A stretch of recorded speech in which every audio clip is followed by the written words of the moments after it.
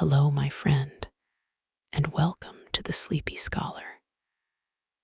Tonight, we're going to spend some time with a creature that has been walking beside humans for longer than almost any other wild animal, and yet still manages to feel like a secret. Tonight's subject is the fox. Not a myth, not a symbol, though it has worn both of those coats at different times in history. Tonight, just the fox itself. Small, quick, quiet-footed. A little flame of red or a little ghost of white, moving along the edge of every forest and every city on earth. Always just at the corner of your vision. Always somewhere you didn't expect to find something so alive. If you've had a long day, and it sounds like maybe you have, you don't need cosmic mysteries or complicated ideas right now. You don't need anything that asks something of you. You just need somewhere soft to rest your attention while your body does what it already knows how to do, which is let go. So that's what tonight is for. We're going to wander gently through the world of the fox, slowly, without any hurry at all. There's nowhere else you need to be tonight. Nothing to figure out. Nothing to remember. Just a quiet trail through fur and starlight and old forests, and you drifting along it at whatever pace your mind wants to go.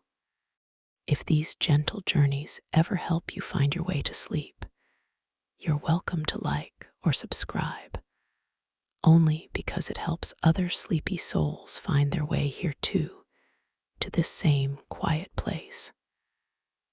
But that's a small thing, and it doesn't matter right now. Right now, all that matters is you and the soft, unhurried hour ahead. So let's begin. Let your body start to settle. Let your shoulders soften just a little right where they are. You don't have to move to do this. Just imagine the weight of them sinking down, an inch at a time, like snow settling after it falls. Let your jaw loosen. Let your forehead smooth out, the way a lake goes still when the wind finally stops. There's nothing you need to hold onto in your face, or your hands, or your chest. You can let all of it go soft. Let your breathing slow down too, not by forcing it, just by noticing it, the way you might notice a small animal passing quietly through tall grass, not chasing it, just letting it be there, moving at its own unhurried pace. You don't need to remember anything I say tonight. You don't need to follow every sentence or stay awake for any particular part of it. Nothing here is a test. There will be no quiz at the end, no thread you need to hold on to. If your mind drifts away completely and comes back 20 minutes later, that's not a failure. That's exactly how this is supposed to work. Your mind is allowed to wander as freely as the animal we're about to spend some time with. So let your mind drift, soft and unhurried, as we begin. Picture, if you'd like, the edge of a forest at dusk. Not the deep, dramatic middle of the woods, just the edge, where the trees start to thin and the light goes the color of weak tea. This is where foxes like to live. Not deep in the wilderness, and not deep in human towns either, but right along the seam between the two, where both worlds blur softly into each other. Foxes have never really chosen one world over another.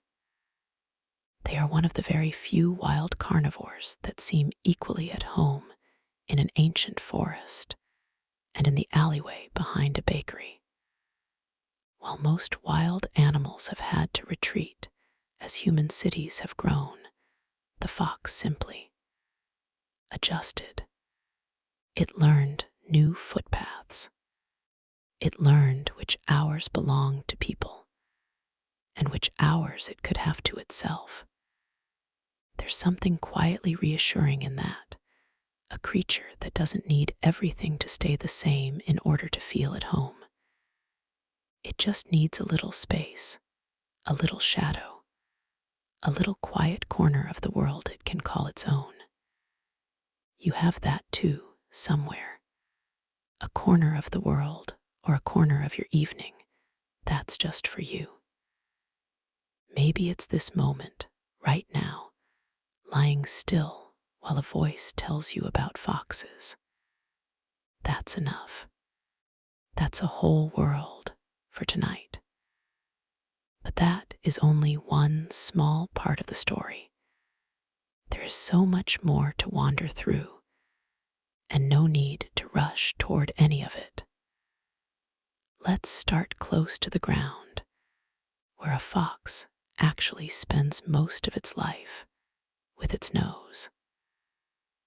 A fox's sense of smell is almost impossible to translate into human terms, because we simply don't have anything to compare it to.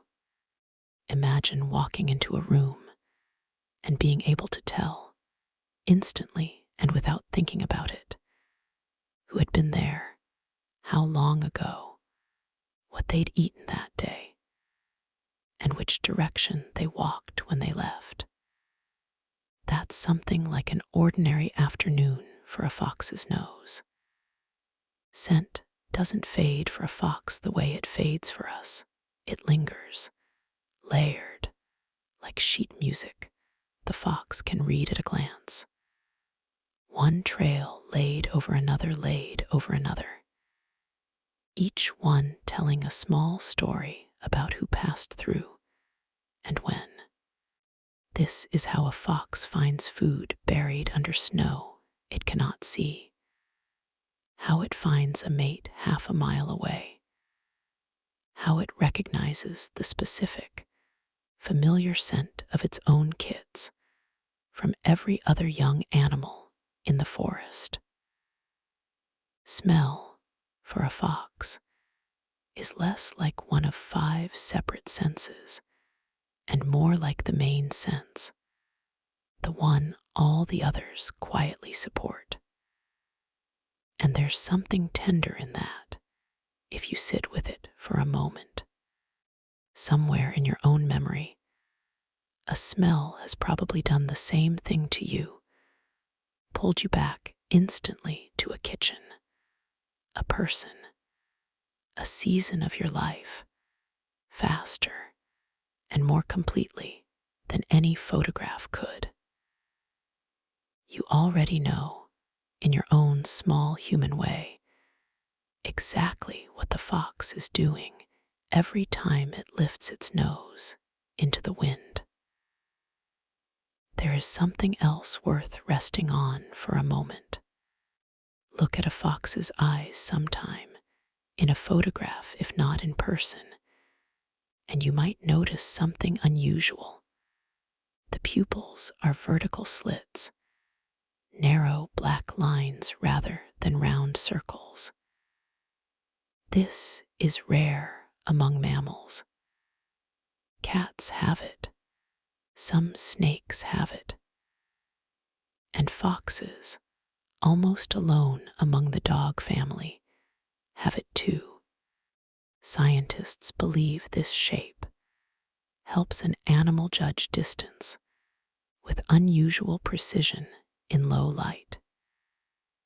Useful if your main hunting hours are the hazy, half-lit stretch of dusk and the hush just before dawn. A vertical pupil, lets in a very specific, controlled slice of light, sharpening the edges of the world at exactly the moment when most other eyes would see only blur and shadow. So the fox moves through twilight the way we might move through a familiar room with the lights half off, not blind, not fully sighted, but comfortable there anyway, adapted to that in-between hour that most other animals find disorienting. The fox has made its home in the seams of the day, just as it's made its home in the seams of the land. Not quite night, not quite day, not quite wild, not quite tame. Always somewhere gently in between. There's something else worth resting on before we drift further. If you've ever heard the strangest, most jarring sound come from somewhere in the dark, outside your window. A scream that sounds almost human, almost frightened, almost too loud for such a small animal. There's a good chance it was a fox. Foxes are capable of an enormous range of vocalizations, somewhere close to 40 distinct calls, more than almost any other member of the dog family. Barks, yips, gentle chattering sounds between a mother and her kits, and that one unmistakable scream, most often heard during the winter mating season, when foxes are trying to find each other across long distances in the dark. It can sound alarming if you don't know what it is, but it isn't a cry of danger.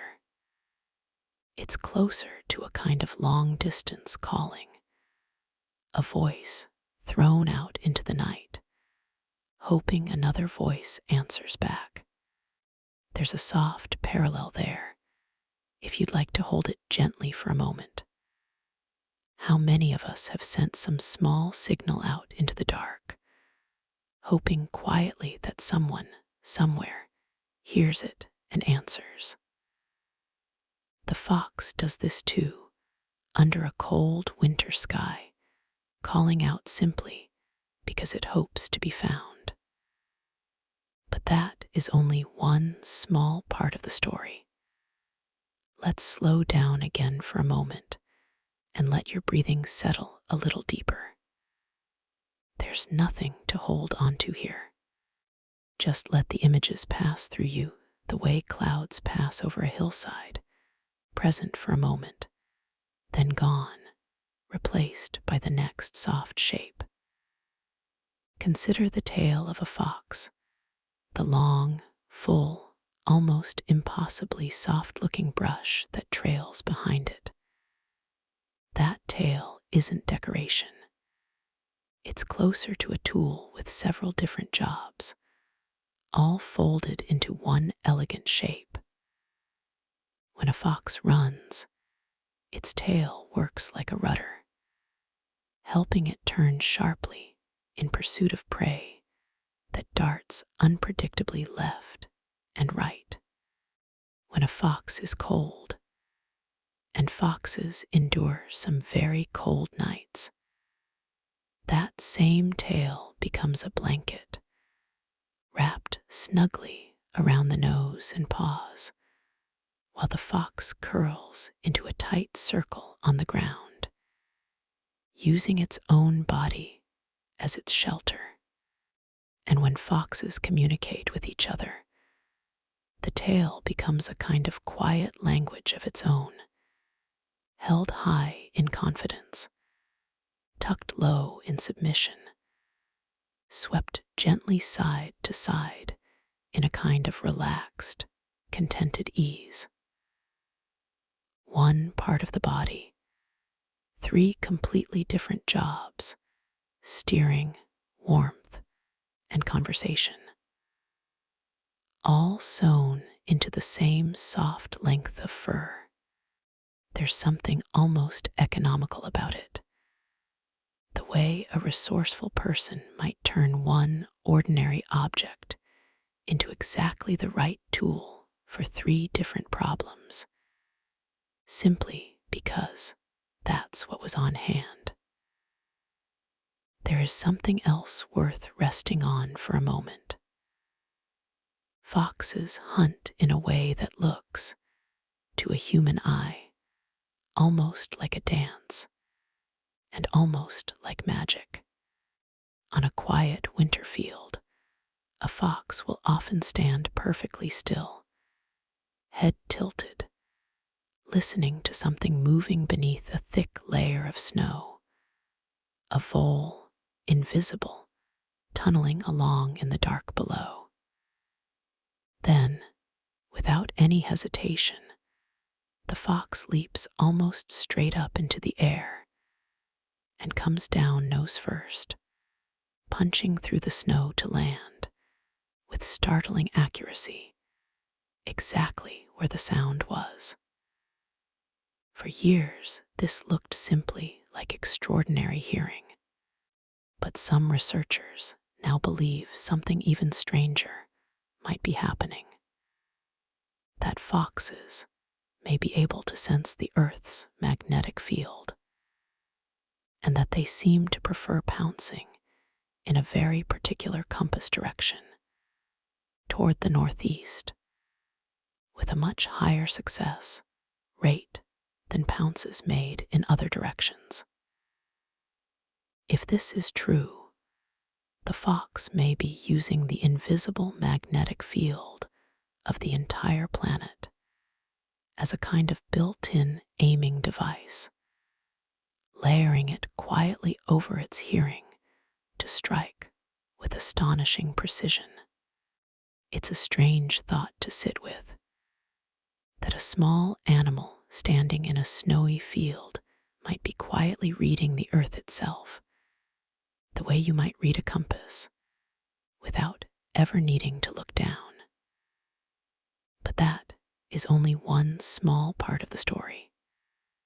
Let's drift towards something further north for a while. If a red fox is the fox of forest edges and hedgerows, the Arctic fox is the fox of the world's coldest, quietest places, the tundra, the ice, the long stretches of white that seem to have no edges at all. And the Arctic fox carries one particularly beautiful trick with it through the year. Its coat changes color with the seasons. In winter, its fur turns almost pure white, matching the endless snow so completely that the animal seems to vanish the moment it goes still. In summer, once the snow melts and the tundra turns brown and green, that same fox slowly molts into a coat of muddy gray-brown, matching the bare earth just as precisely.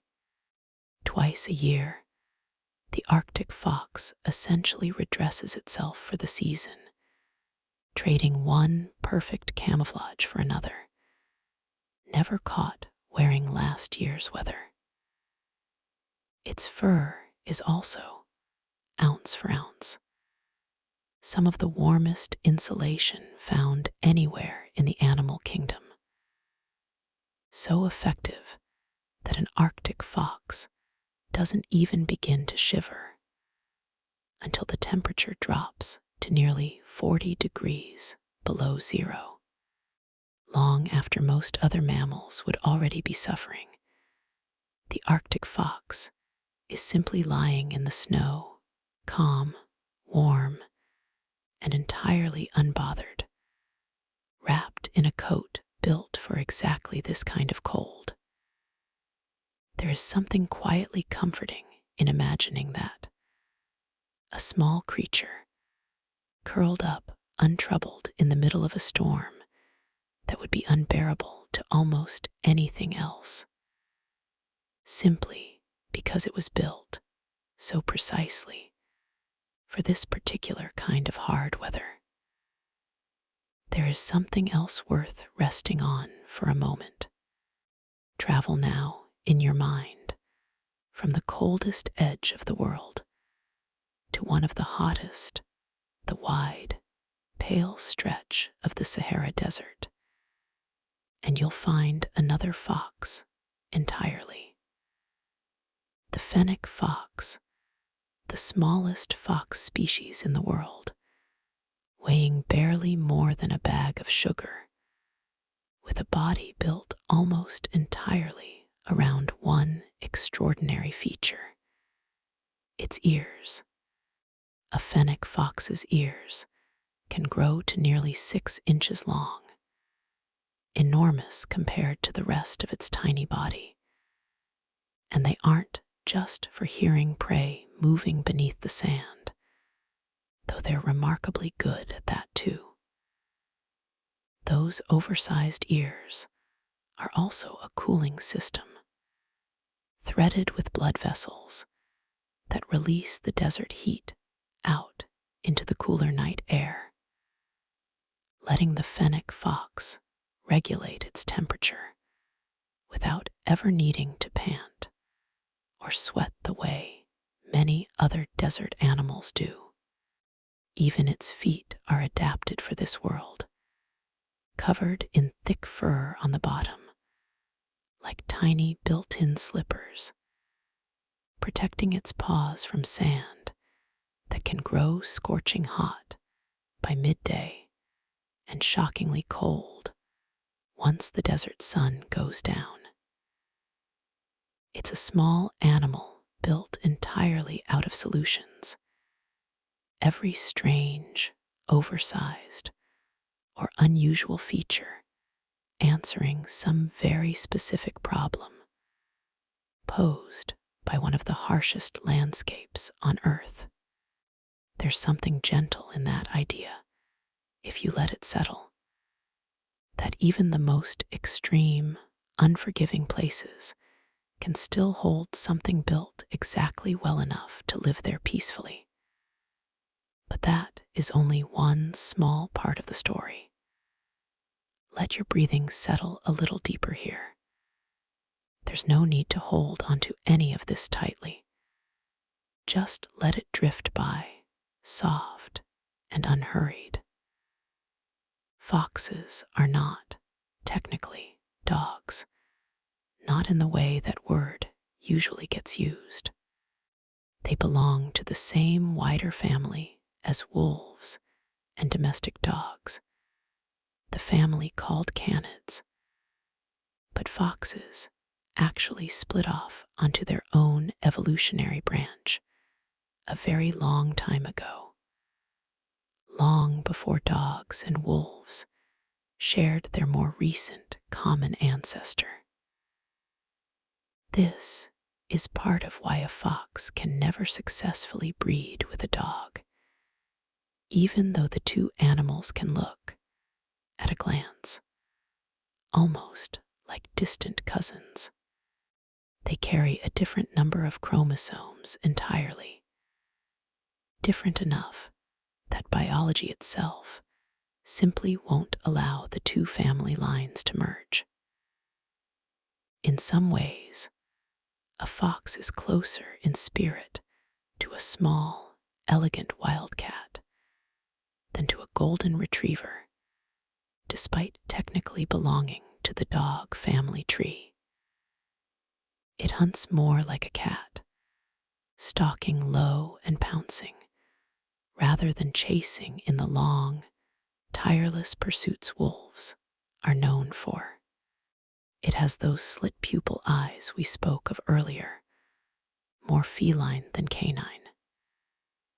It is, in almost every sense, its own quiet category, not quite dog, not quite cat, simply fox, occupying a soft, singular space all its own in the animal kingdom. There is something else worth resting on for a moment. In the middle of the 20th century, a Russian scientist named Dmitry Belyaev began one of the most patient experiments in the history of biology. He wanted to understand how wild animals had, thousands of years ago, slowly become domesticated companions to humans. Rather than working with wolves, he chose silver foxes, and instead of trying to train them, he simply began breeding, generation after generation, only the calmest, friendliest foxes, the ones that showed the least fear toward humans. Within a remarkably small number of generations, something extraordinary began happening that no one had fully predicted. The tame foxes didn't just become friendlier.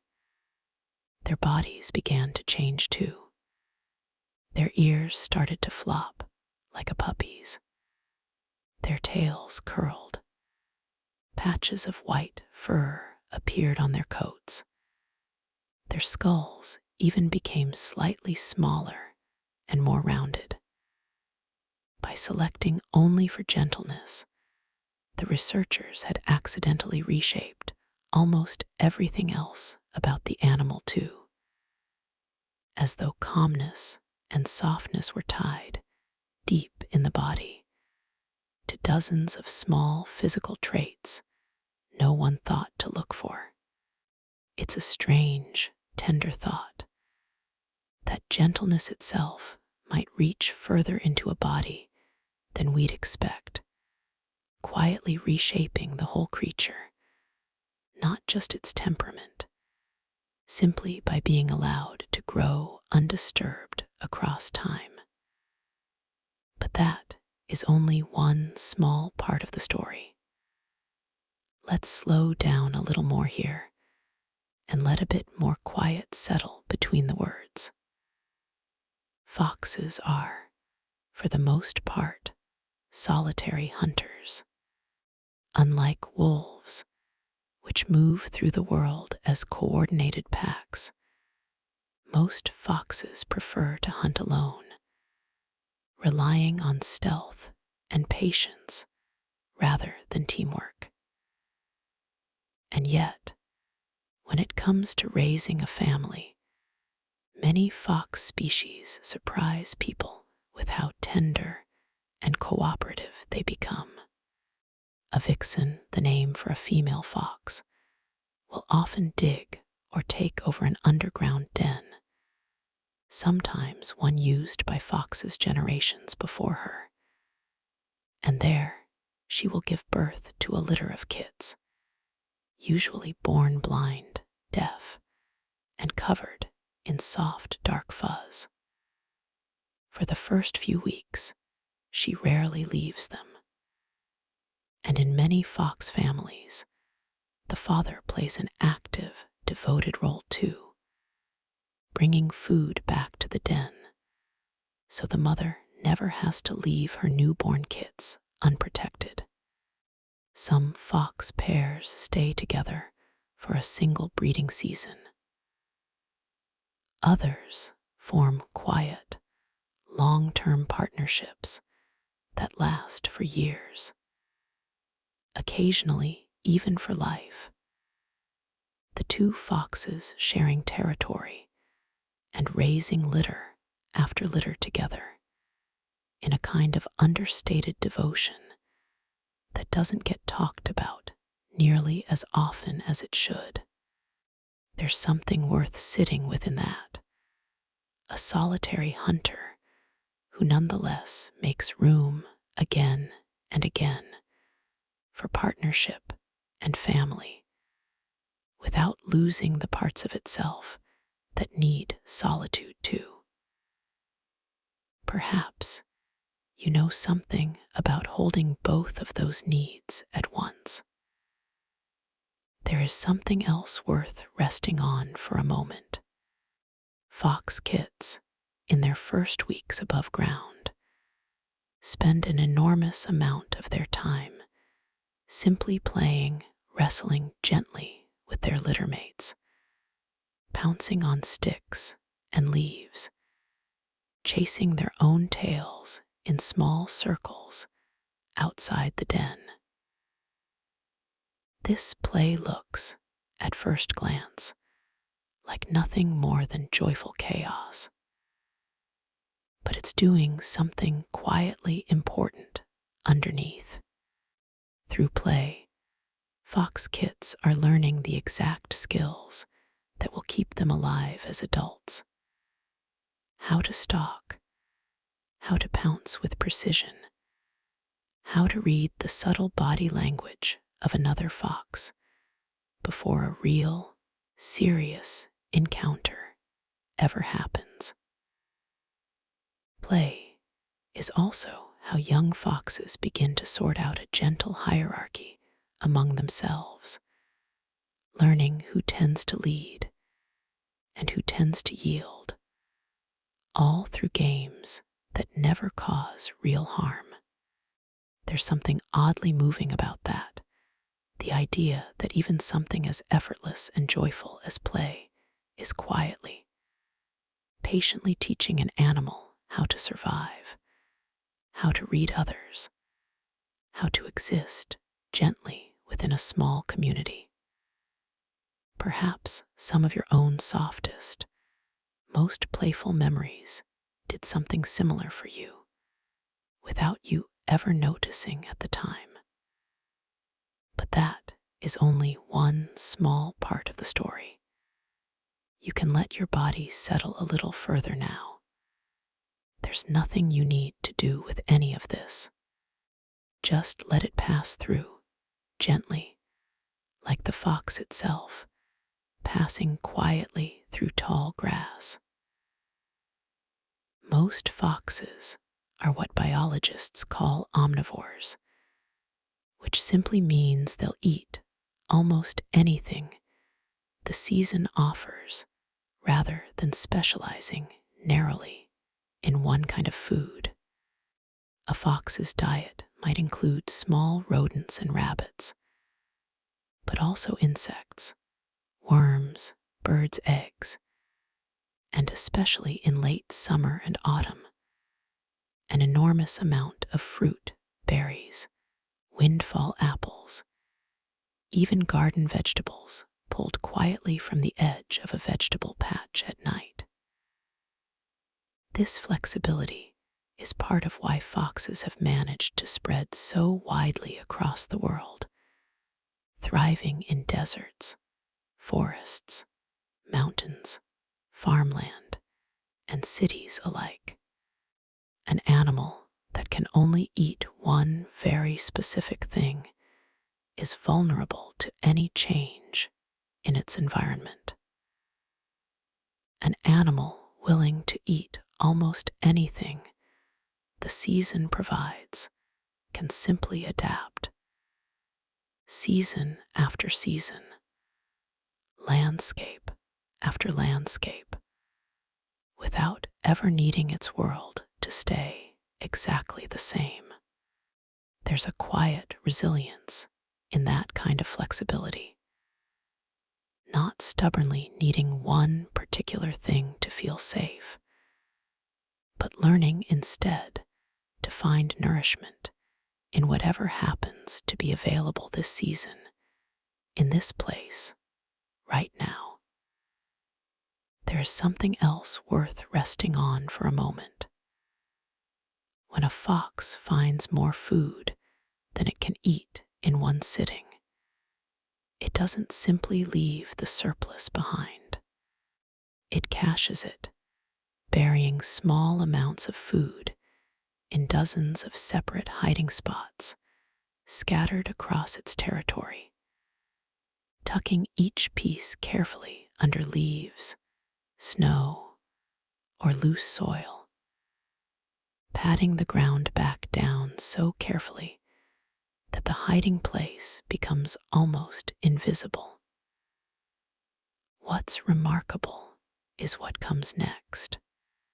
Weeks later, sometimes even months later, a fox can return to these exact hiding spots and retrieve what it buried, guided by a spatial memory so precise it's still not entirely understood by scientists. Some researchers believe foxes may build an internal map of their territory, almost the way we might remember the layout of a house we've lived in for years, not needing to think hard about where the kitchen is, simply knowing it instinctively, the way a fox instinctively knows where last month's dinner is still waiting. There's something soothing, oddly, in imagining that kind of quiet preparedness, small, careful deposits made during a season of plenty, waiting patiently underground for a harder day still to come. But that is only one small part of the story. Let's rest here a moment longer and let the pauses between these sentences grow just a little longer too. Gray foxes, a separate species found across much of North and Central America, hold a talent that sets them apart from every other member of the dog family in the world.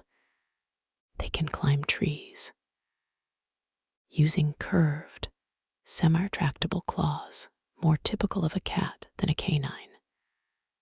A gray fox can grip bark and scramble upward, sometimes 20 feet or higher, to escape a predator, reach a piece of fruit, or simply rest in the safety of a high branch where nothing on the ground can easily reach it. No other wild canid on earth does this in quite the same way. Wolves stay on the ground. Coyotes stay on the ground. Even most other fox species stay on the ground. But the gray fox, alone among its relatives, learned long ago to treat the vertical world of a tree canopy as simply another kind of ground to walk on. There's something quietly freeing in that image. An animal that looked at the boundary everyone else in its family had accepted. The simple rule that canines belong on the earth and nowhere else, and found in its own body a way to go up anyway. There is something else worth resting on for a moment. If you were to watch a fox walk across freshly fallen snow, you might notice something unusual about the print it leaves behind. A nearly straight line of single footprints, almost as though the animal had only 2 legs instead of 4. This happens because foxes are what's called direct registering walkers.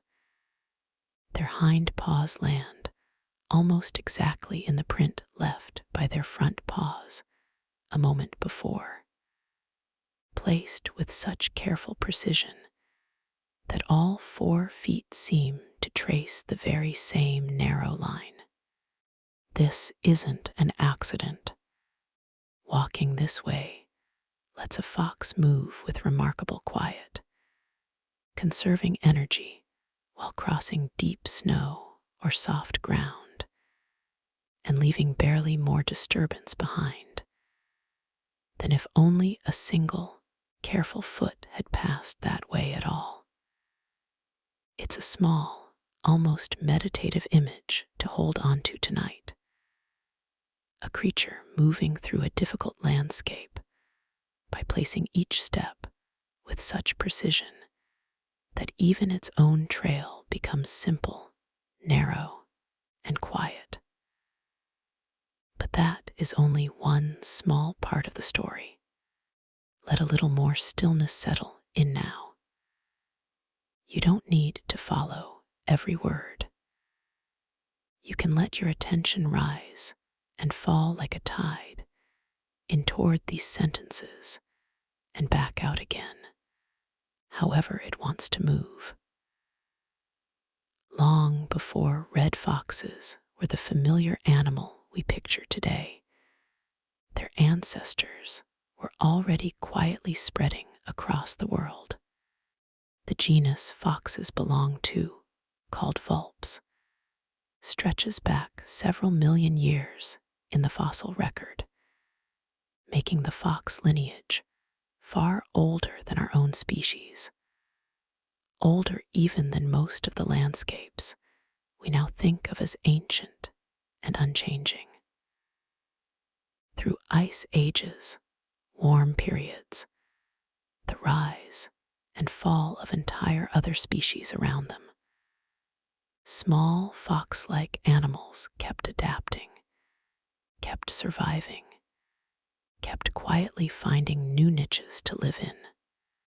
By the time early humans were painting animals onto cave walls, foxes had already been perfecting the art of survival for millions of years longer than we had even existed. There's something almost humbling in that, if you let it settle gently rather than heavily. The fox trotting along the edge of your neighborhood tonight carries, somewhere in its small body, the inheritance of an almost unimaginably long, patient lineage of survival, stretching back further than nearly anything else you might see in an ordinary evening. There is something else worth resting on for a moment. A fox's whiskers do far more work than they appear to at first glance. Beyond the obvious whiskers around the muzzle, foxes also have shorter, stiffer whiskers on the backs of their front legs, a feature many people never notice at all. These leg whiskers are thought to help a fox judge the exact position of prey the instant before it pounces. Feeling tiny changes in air movement and physical contact, even in complete darkness, even when the fox's eyes are of no help at all. Whiskers, in general, are extraordinarily sensitive, connected to a dense network of nerves at their base, capable of detecting the faintest shift in air currents, texture, or distance. For a fox hunting at dusk or moving through thick undergrowth, its whiskers may function almost like a second set of eyes, mapping the immediate world through touch alone. There's a quiet lesson folded into that, if you're open to holding it gently for a moment. That even in darkness, even when the usual senses fail us, there are often other, quieter ways of feeling our way safely forward. But that is only one small part of the story. Let your breathing slow a little more here.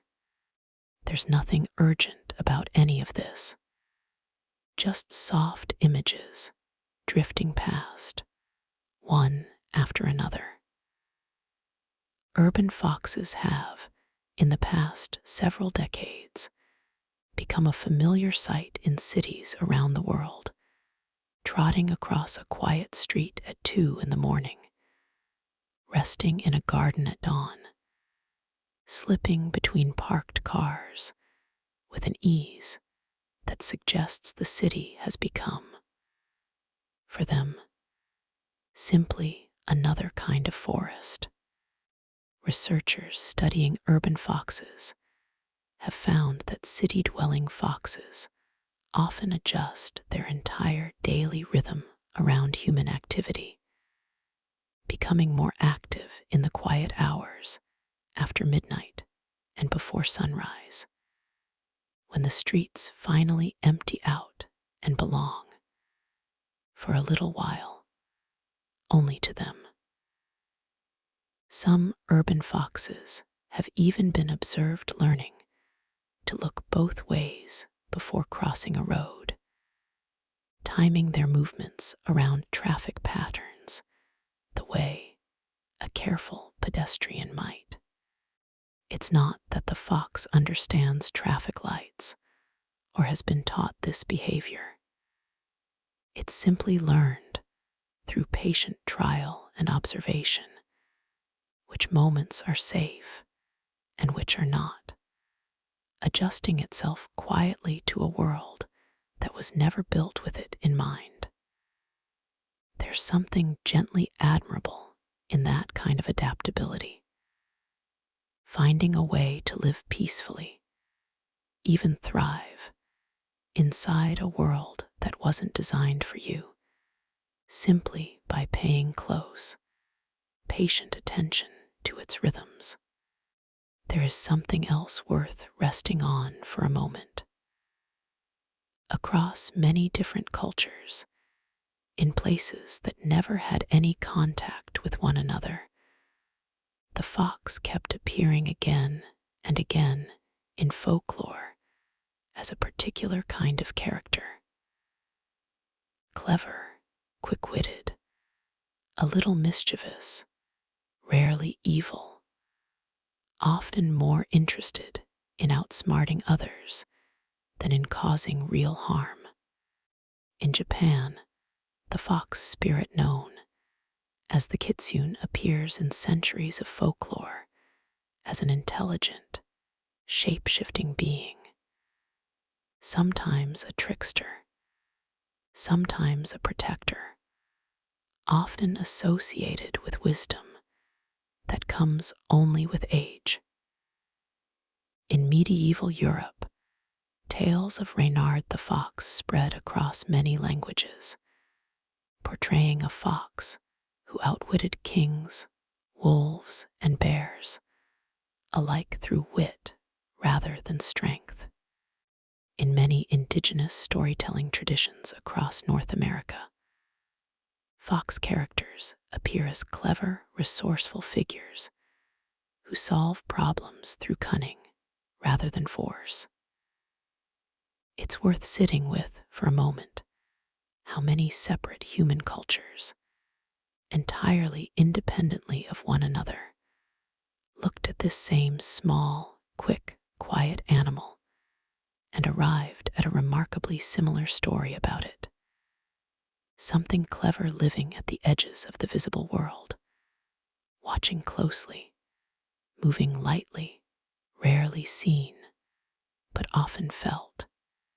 But that is only one small part of the story. Let's rest a little longer here. The pauses can grow a little longer now too. A fox's night vision depends heavily on a small structure behind the retina called the tapetum lucidum, a mirror-like layer that reflects light back through the eye a second time, giving the fox's light-sensing cells a second chance to catch whatever faint light happens to be available.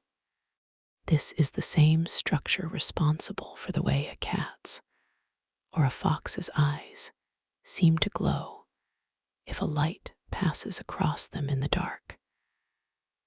Not because the eyes are producing light, but because they're quietly bouncing back whatever little light already exists.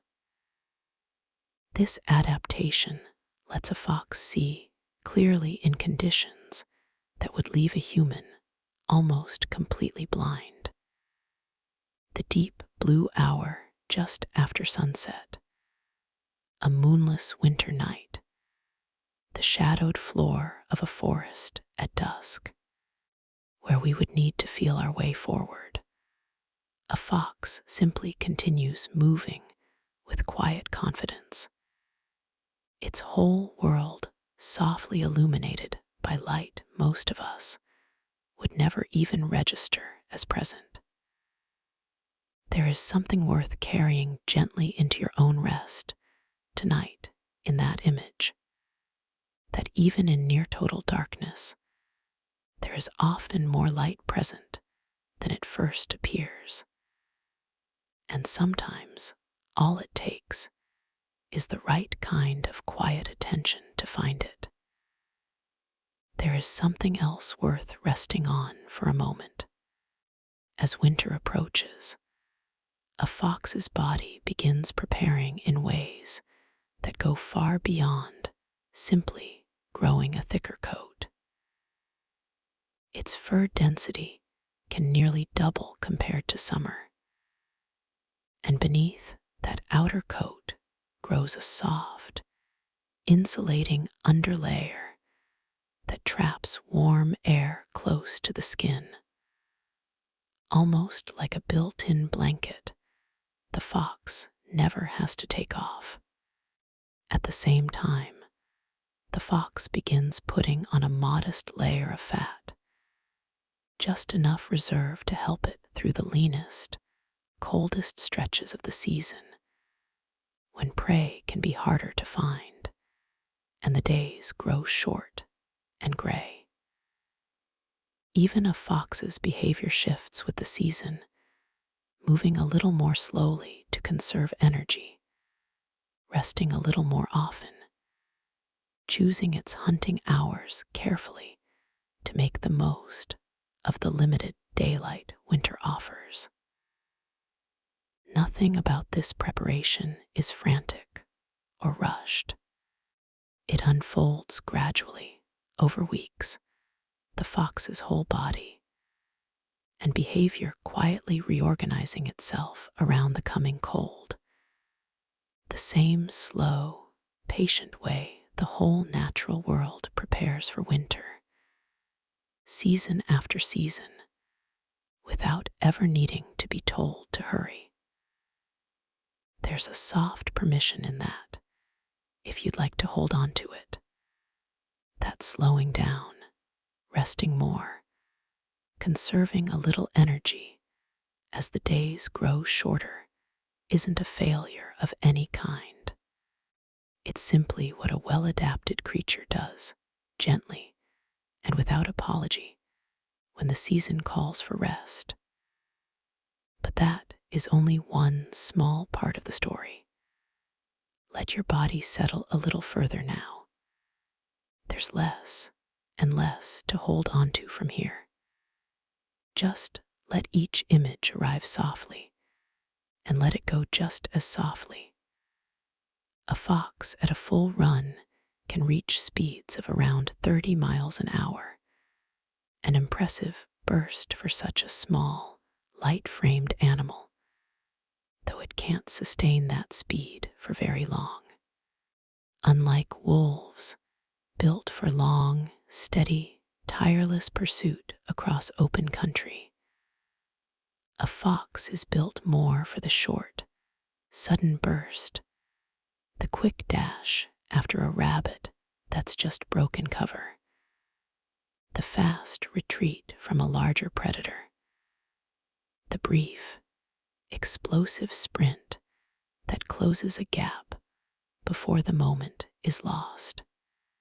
This is part of why foxes rely so heavily on stealth and patience before that final burst of speed ever becomes necessary. A hunt often begins with long minutes of quiet watching, careful positioning, a slow and deliberate approach. And only in the very last few seconds does speed even enter into it at all. Most of a fox's hunting life is spent not running, but waiting, watching, and choosing exactly the right moment. There's something worth resting on in that pattern, that the loud, dramatic burst of effort we associate with success is very often just the smallest, final piece of a much longer process built almost entirely from quiet patience. There is something else worth resting on for a moment. In the wild, a fox's life is often shorter than people expect. Many red foxes live only 2 to 4 years in natural conditions, facing disease, harsh winters, and larger predators along the way. But in captivity, free from those particular dangers, foxes have been known to live 12 years or more, sometimes even into their teens. That gap between a wild lifespan and a sheltered one isn't unique to foxes. It says less about the fox itself and more about how much of a wild life is shaped simply by the constant presence of risk. Risk that, when gently removed, often reveals a far longer, steadier capacity for life underneath. There's nothing to do with that thought tonight, except let it settle quietly. Some lives are simply harder than others, through no fault of the life itself, and given a little more safety, a little more shelter, there is very often more time, more steadiness, more quiet living left inside than the difficult conditions ever allowed to show. But that is only one small part of the story. Let's slow down even further now. Just a little more, and a little more after that. The soft padding you might imagine under a fox's paws is very real. A fox's paw pads are covered in fine fur in winter, muffling its footsteps almost completely, and helping protect against the cold of ice and packed snow. This is part of why a fox can move through even a quiet winter forest so silently that it seems to simply appear rather than arrive. Prey rarely hears it coming. Even attentive human observers are often surprised by how close a fox can get before being noticed at all. There's something gentle in imagining that kind of softness built directly into the body. Quiet not because the fox is trying especially hard to be quiet, but simply because quiet is, in a sense, its natural way of moving through the world. There is something else worth resting on for a moment. High above the fox, in the night sky itself, there is a small, faint constellation named after this very animal, Vulpecula, the little fox, tucked between the more famous constellations of the Swan and the Arrow. It isn't bright. It isn't easy to find.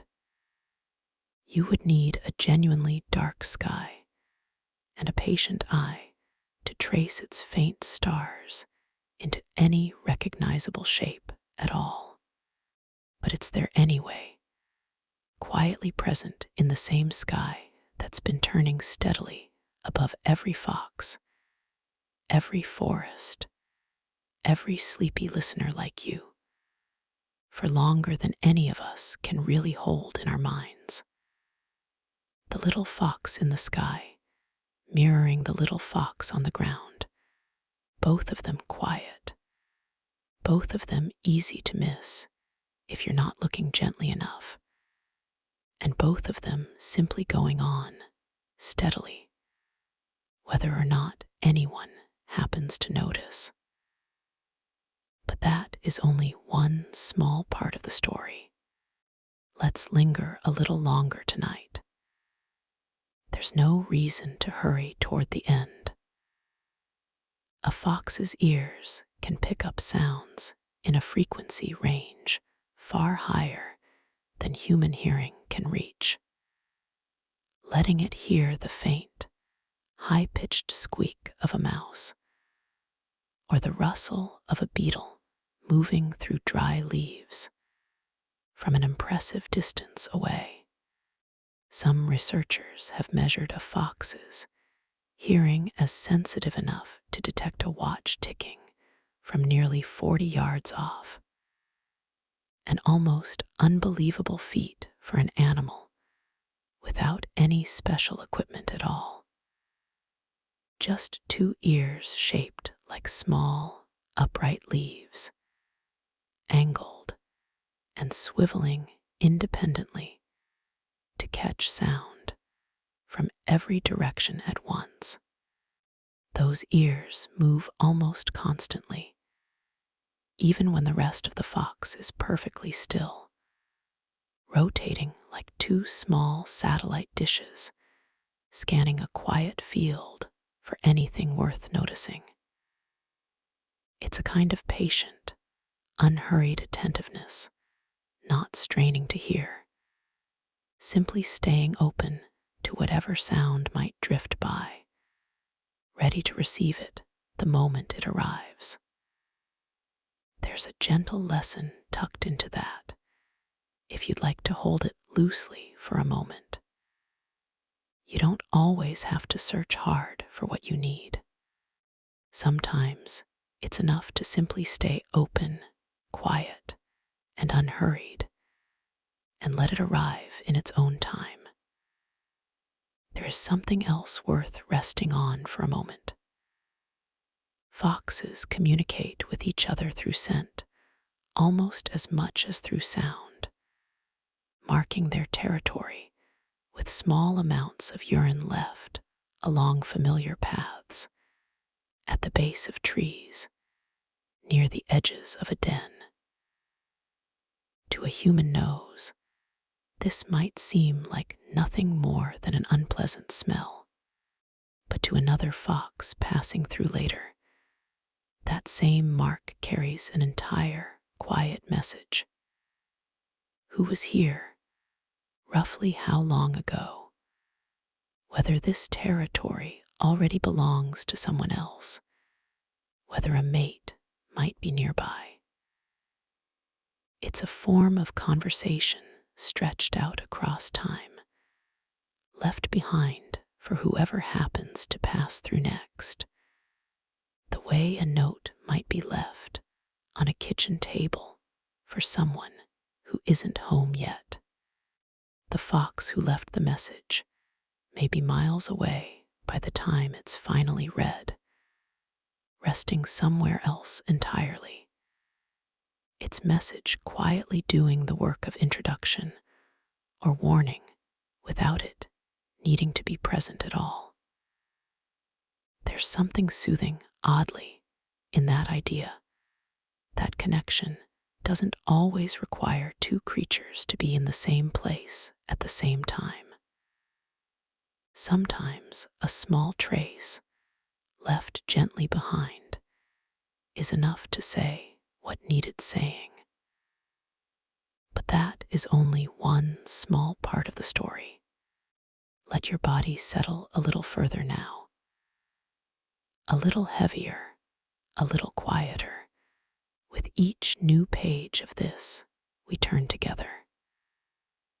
Not every fox wears the familiar reddish-orange coat most people picture. Within the red fox species alone, several natural color variations exist, some strikingly different from the classic image.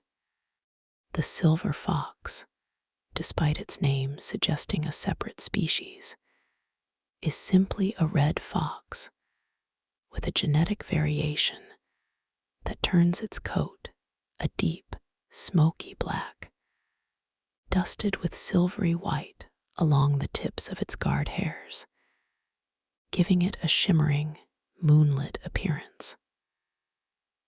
The cross fox carries a darker patch running down its back and across its shoulders, forming a soft, shadowy cross shape against a reddish coat.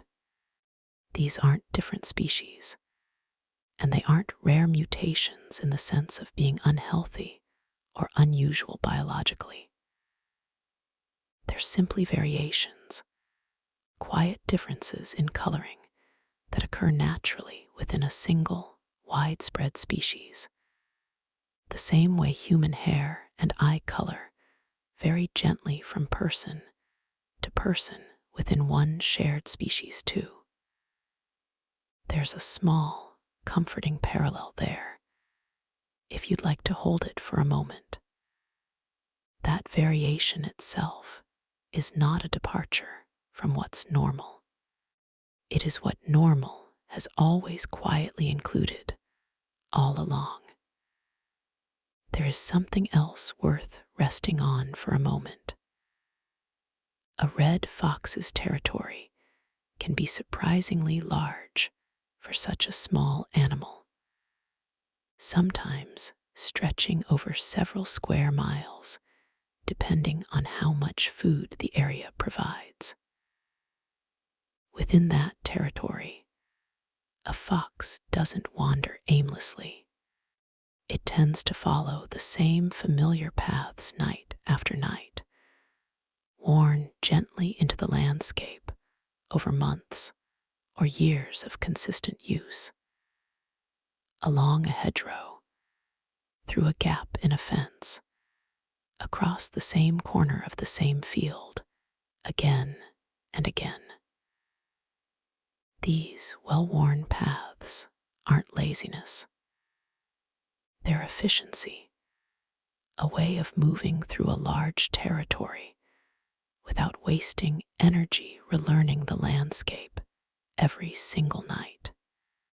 The fox already knows, without needing to think about it, exactly where the ground dips, where the footing is solid, where the cover is thickest if danger appears. Familiarity for a fox is a kind of safety carved quietly into the land itself through simple repetition. There's something worth resting on gently in that too. How much safety can come for any creature from simply returning to the same familiar path night after night, rather than needing to discover the whole world anew each time. But that is only one small part of the story. Let's slow down a little more. The words can come more softly now, more spaced apart, like footsteps growing quieter as a walk comes to its end. A fox den is rarely built entirely from scratch. Often, a fox will take over and gently enlarge a burrow first dug by a rabbit or a badger, reshaping the tunnels to suit its own needs rather than starting from bare earth. A den might have several entrances, several escape routes, and multiple chambers underground, one for sleeping, one where a vixen gives birth, sometimes one used only for storing extra food. Some dens are used for only a single season and then abandoned, left quietly for some other creature to discover and repurpose in turn. Others are used generation after generation, passed down in a sense from one fox family to the next. The underground rooms slowly widened and reshaped by each new resident, carrying just a little of every fox who has ever called it home. There's something quietly moving in that image, a home built not entirely alone, but shaped a little by whoever came before, and left a little reshaped for whoever comes after.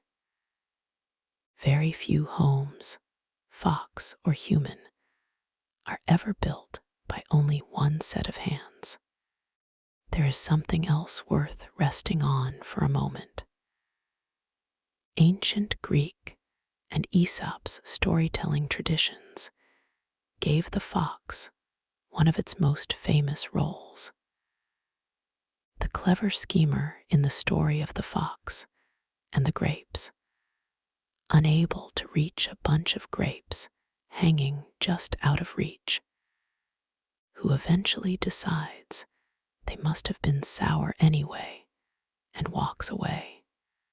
It's a small story, only a few lines long, and yet it's lasted more than 2,000 years, still told to children today in nearly the same shape it held in ancient Greece. What's endured isn't really about foxes or grapes at all. It's about a very human habit of quietly reshaping a disappointment into something more bearable, deciding after the fact that what we couldn't reach wasn't truly worth reaching for. The fox, across so many centuries of storytelling, has simply been the mirror we chose to hold that particular truth up against. There's nothing you need to do with that thought tonight, except let it pass by gently, the way an old, familiar story passes by when someone tells it again at the end of a long day. But that is only one small part of the story. Let a little more stillness settle in now. Foxes are, somewhat surprisingly, capable swimmers and will cross rivers, ponds, or flooded fields without much hesitation if a path takes them that way. Their coat, dense and slightly water resistant along the outer layer, helps keep them from becoming too waterlogged, and their strong legs and slim, streamlined build carry them along at a slow, steady paddle rather than the frantic thrashing some smaller animals resort to in open water. It isn't their favorite way to travel, and given the choice, a fox will almost always find a bridge, a fallen log, or a shallow crossing instead. But when the water is the only way forward, the fox simply enters it, calmly, and without much fuss, crosses at its own steady pace, and shakes itself dry on the other side. There's a small, useful comfort in that image, if you'd like to borrow it tonight, that some difficulties, even ones we'd rather avoid, can still be crossed calmly, at our own steady pace, without needing to thrash or panic through them. There is something else worth resting on for a moment. Young fox kits are born blind, deaf, and almost entirely helpless, weighing only a few ounces, their fur dark and their eyes sealed shut. For the first week or two of life, they can do little more than nurse, sleep, and huddle close to their litter mates and their mother for warmth. Around 2 weeks old, their eyes finally open, revealing a striking blue color that will, over the following months, gradually shift toward the amber or golden tone most adult foxes carry. By around 4 weeks, the kits begin venturing just outside the den entrance for the first time, wobbling on legs, still learning how to hold their own weight, blinking in daylight they've never experienced before. Within a few short months, these same helpless, blind little kits will be fully grown, fully capable hunters, ready to establish territories entirely of their own. There's something worth resting on gently in that arc.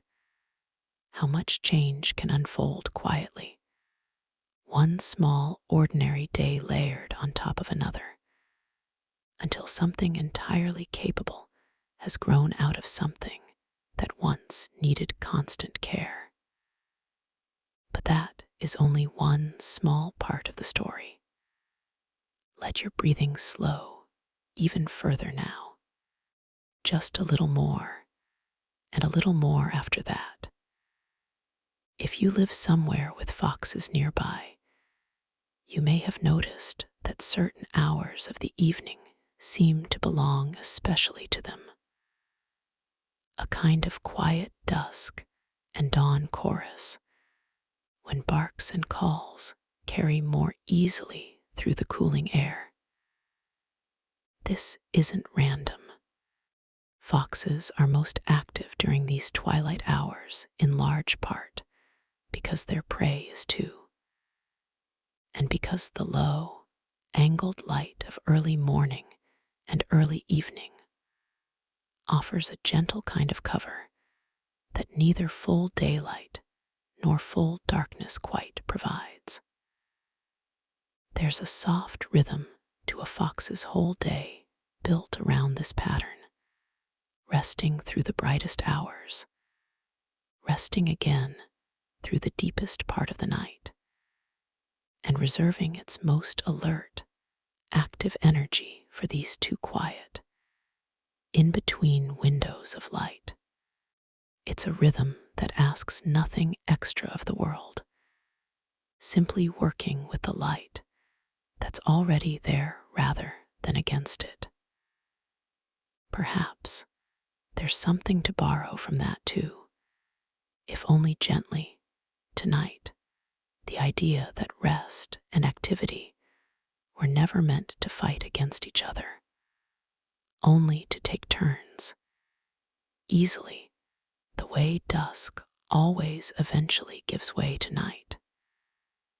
There is something else worth resting on for a moment before we let this part of the story rest completely. Across a fox's whole body, almost every part carries some quiet trace of specialization, shaped slowly across a very long evolutionary history.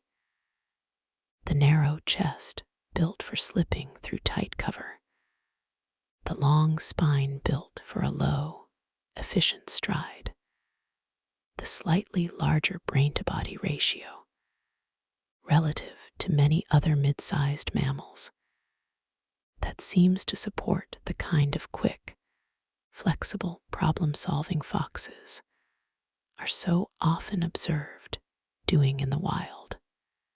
Researchers studying fox behavior have documented them finding surprisingly creative solutions to unfamiliar obstacles, testing a fence in several places before finding the one weak point, or returning repeatedly to a difficult food source with a slightly different approach each time, adjusting rather than repeating the same failed attempt.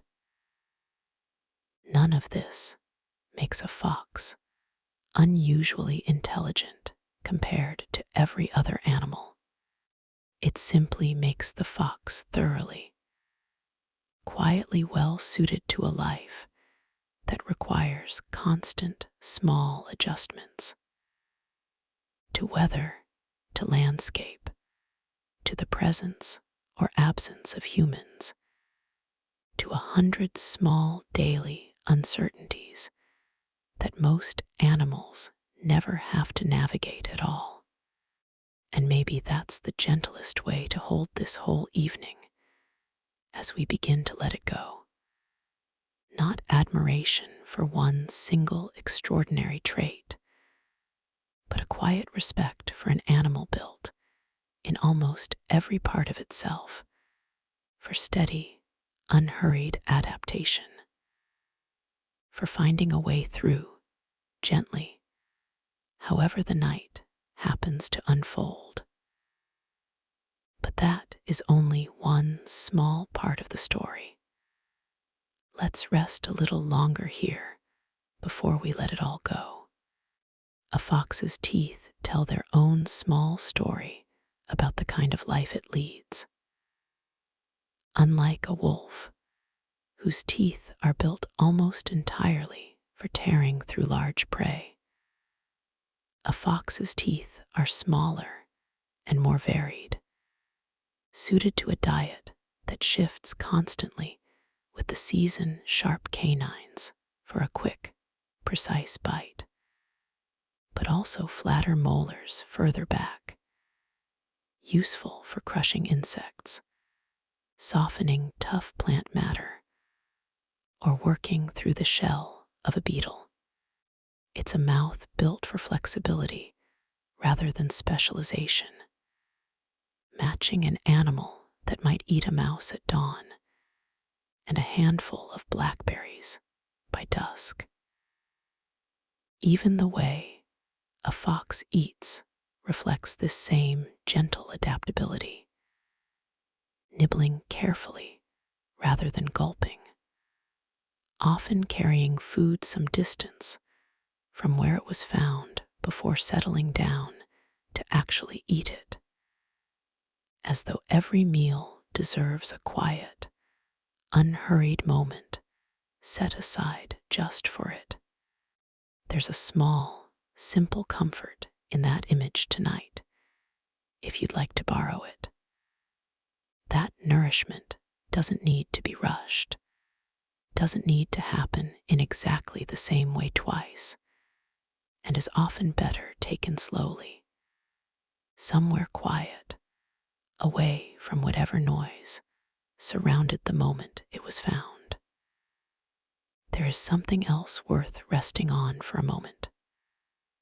Foxes and crows share an unusual, quietly cooperative relationship in some parts of the world, one that scientists have only recently begun to study closely. In certain regions, crows have been observed following foxes at a careful distance, watching where they dig or hunt, and occasionally alerting other animals, or even each other, to a fox's presence through specific warning calls. In return, some researchers believe foxes may benefit from the extra pairs of eyes a nearby group of crows provides, effectively gaining an early warning system against larger predators simply by tolerating the bird's company. It isn't friendship in any sentimental sense. Neither animal seeks the other out for comfort or affection. But it is, in its own practical way, a kind of quiet, mutual watchfulness. Two very different creatures loosely sharing the work of staying safe, simply by existing near each other and paying attention. There's something worth carrying gently from that too. How safety doesn't always require close bonds or deep understanding. Sometimes it's enough to simply share a space with others who are also paying attention, each of you a little safer for the other's presence nearby. But that is only one small part of the story. Let your body settle a little further now. Heavier, softer, quieter than before. The size of a red fox can vary remarkably depending on where in the world it lives, more so than almost any other wild carnivore. Foxes living in the far north tend to grow noticeably larger and heavier, with thicker coats built for extreme cold. following a well-known biological pattern where animals in colder climates often grow bigger bodies to conserve heat more efficiently. Foxes living in warmer, more southern regions tend to be smaller and leaner, with lighter coats suited to milder winters and warmer summers. This means a red fox in the coldest parts of Scandinavia might be nearly twice the size of a red fox living in a warm coastal region much further south. Despite both belonging to exactly the same species, the fox, in a very real sense, doesn't come in one fixed size at all. It comes in whatever size its particular corner of the world quietly calls for. There's a gentle thought worth resting on in that tonight, that there isn't only one right way to be a fox, or perhaps only one right way to be anything at all. Different conditions simply call for different shapes, different sizes, different quiet adjustments, and every version remains, at its core, entirely and completely itself. There is something else worth resting on for a moment. Grooming takes up a meaningful part of a fox's quiet daily routine, particularly in the softer hours after waking or before settling down to rest. A fox will often work through its coat methodically, smoothing fur back into place, working loose dirt or burrs free with careful nips and licks, paying particular attention to its face and paws. Among fox families, especially between a mother and her kits, grooming becomes something more than simple hygiene. A slow, repeated gesture of closeness, the physical vocabulary of a bond that doesn't need words. There's something universally recognizable in that kind of care, however it happens to look. The slow, repeated, unhurried attention one creature gives to another, not because anything urgent needs fixing, but simply because closeness sometimes expresses itself best through small, patient, physical gestures rather than through anything more dramatic. Perhaps somewhere in your own life, something similar has happened for you. A quiet, repeated gesture of care that never needed grand words to mean everything it meant. But that is only one small part of the story. Let's slow down even further now. Just a little more, and then a little more again. Across many cultures, the fox's cleverness has occasionally shaded into something closer to reverence than mere trickery. In parts of Celtic folklore, the fox was sometimes seen as a guide, an animal capable of leading a lost traveler safely through unfamiliar woods. Its quiet, confident movement through the dark, treated as a kind of quiet wisdom worth following. In some Chinese folk traditions, fox spirits were understood as beings capable of great age and accumulated wisdom, gaining new abilities the longer they lived. Their cleverness treated less as mischief and more as the natural result of simply having paid close attention to the world for a very, very long time. There's a gentle thread running through nearly all of these old stories, however differently each culture chose to tell them. The fox, again and again, cast not as foolish or ordinary, but as something quietly watchful, something that has learned patiently over a long, unhurried life how to move safely and cleverly through a difficult world. Perhaps that's worth holding on to gently tonight too, that patience and quiet attention, given enough time, tend to be recognized in one form or another, almost everywhere. There is something else worth resting on for a moment. Not every fox species faces the same fortunes today. Red foxes remain among the most widespread and successful wild carnivores on the entire planet, found on every continent except Antarctica, thriving in climates as different as desert and tundra. But other fox species live far more precarious lives.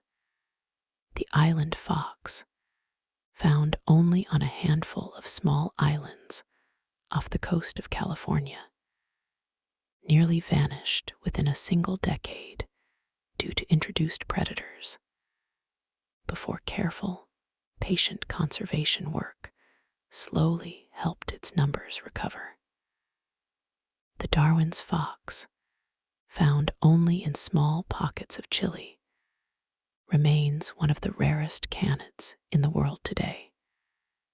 Its entire global population small enough to fit, in principle, inside a single stadium. The story of the fox, then, isn't really one single story at all. It's dozens of different stories, unfolding at completely different paces in completely different corners of the world. Some foxes thriving everywhere they go, others surviving only through quiet, careful human effort, holding on gently in the small spaces still left for them. There's nothing you need to carry from that thought except a soft, quiet respect for the ones that have thrived, and just as much for the ones still patiently holding on. But that is only one small part of the story. Let a little more quiet settle in now.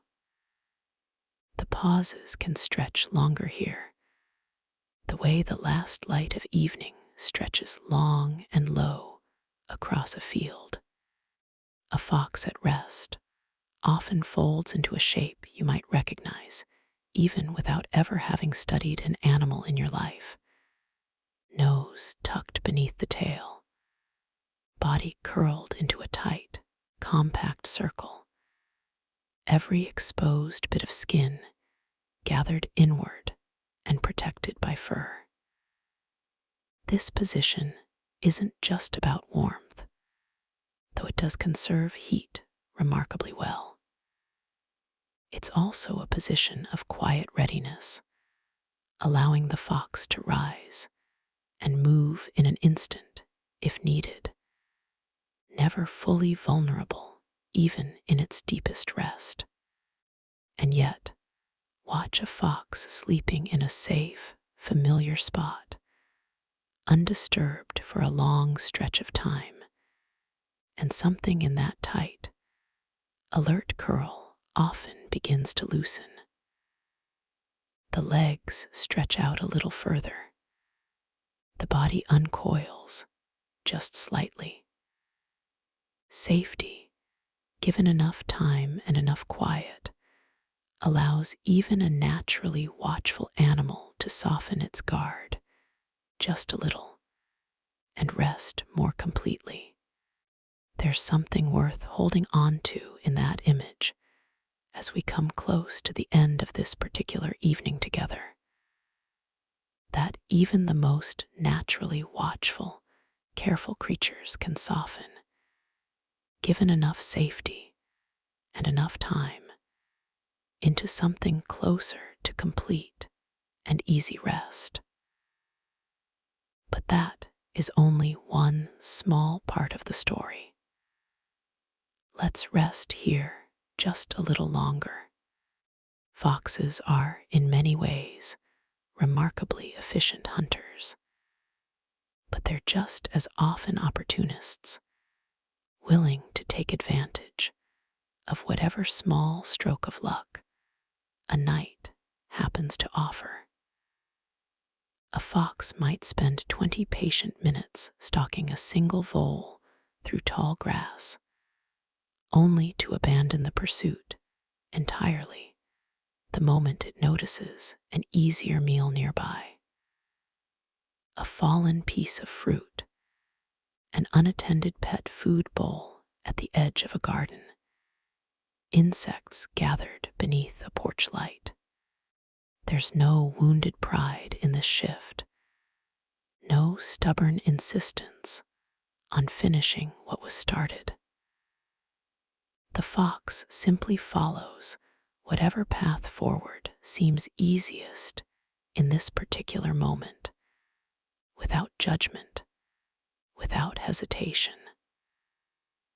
There's a small, freeing permission tucked into that, if you'd like to borrow it tonight. Not every plan needs to be followed through to its original end. Sometimes the wiser, gentler choice is simply to notice that an easier path has quietly opened up nearby, and to take it without a second thought.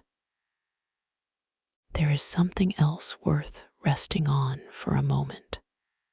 A mother fox communicates with her kids through an entire small vocabulary of soft sounds that never appear anywhere in her adult repertoire of barks and calls, gentle chittering noises, low murmurs, quiet clicking sounds made deep in the throat, used only in the safety of the den, only between a mother and her very young.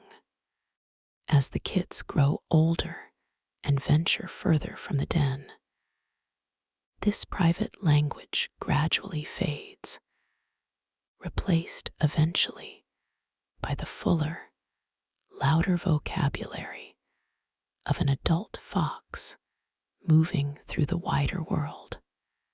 There's something tender in imagining that quiet, temporary language, a whole private way of speaking that exists only for a season, only between a mother and her young, present exactly when it's needed and gently set aside once it's no longer required, having done exactly what it was there to do. But that is only one small part of the story. Let your breathing slow further still. There's less need now for anything but stillness. Fox fur has, across a long stretch of human history, been closely tied to trade, fashion, and economics, in ways the fox itself never asked to be part of.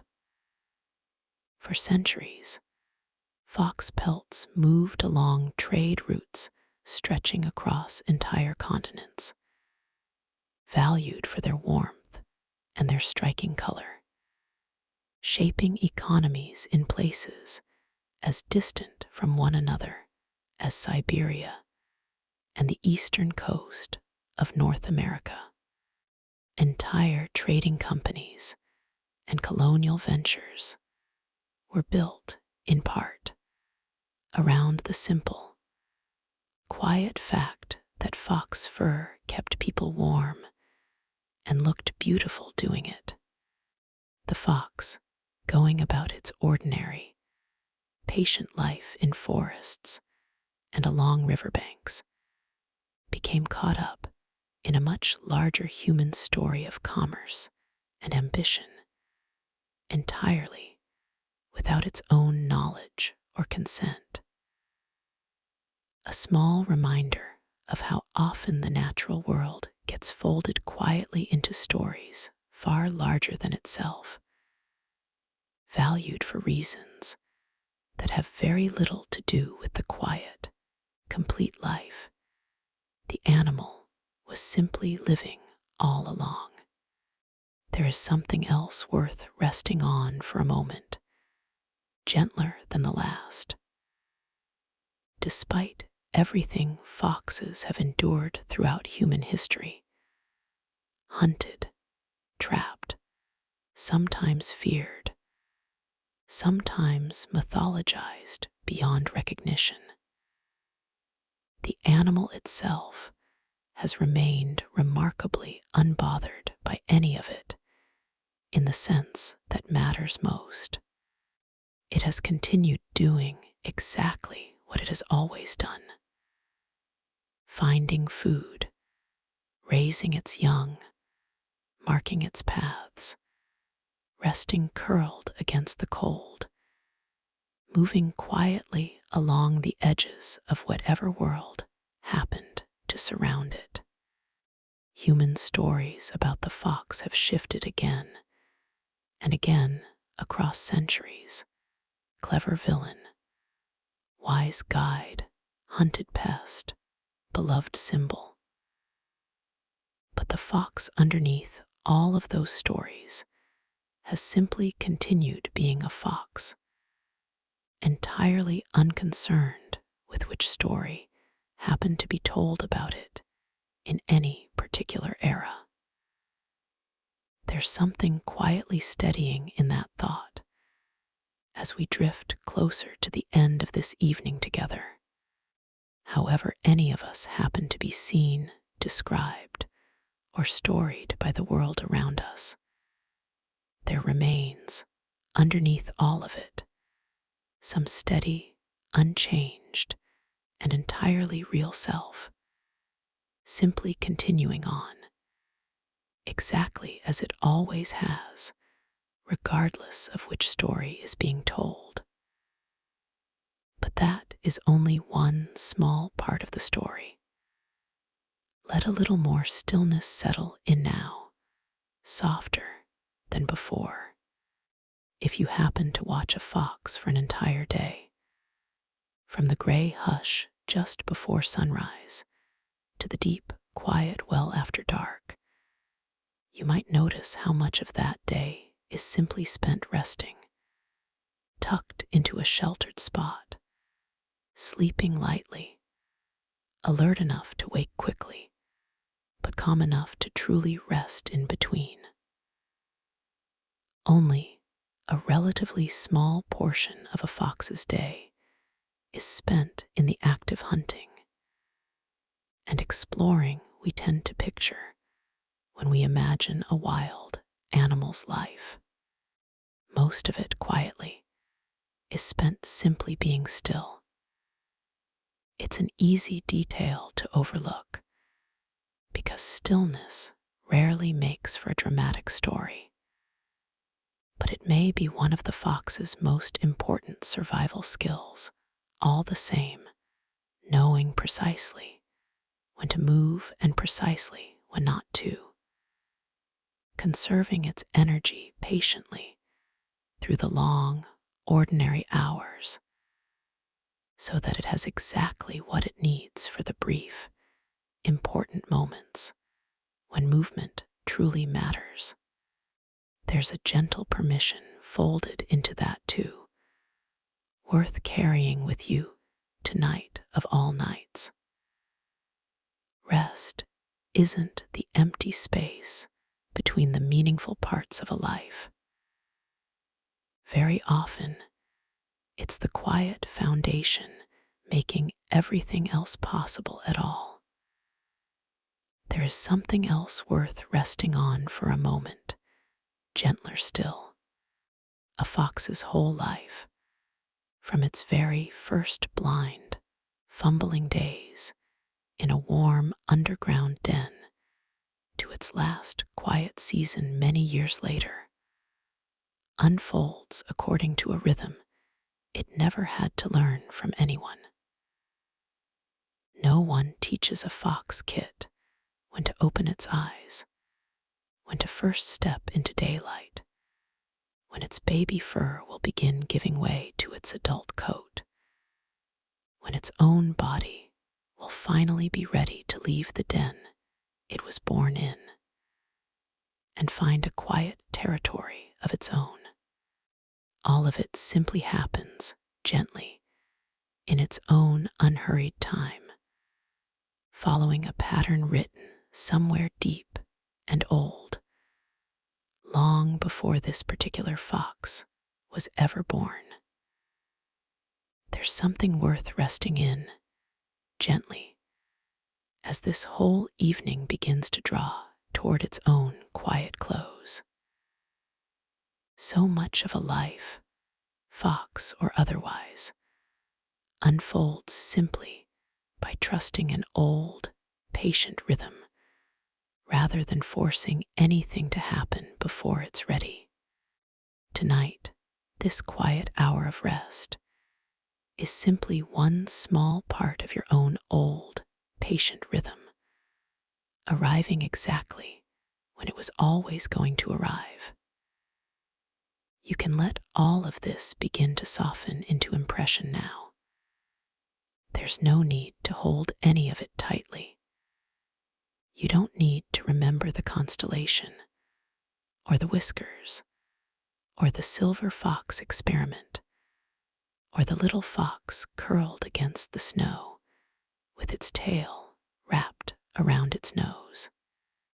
All of it can simply blur together now, the way a day blurs into evening, the way thoughts blur gently into dreams. Nothing here was ever a test. It was only ever meant to give your mind somewhere soft to rest while your body did the real work of letting go. Let your breathing settle even further now, slower, quieter, further apart. Let your body sink a little heavier into wherever you're resting.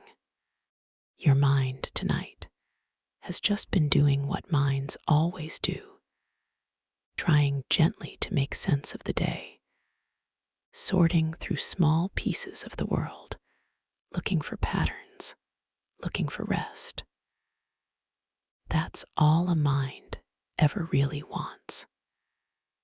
And this quiet voice and this quiet story about a small, clever, soft-footed animal was only ever here to help it slow down a little, the way a fox itself slows down as winter settles in.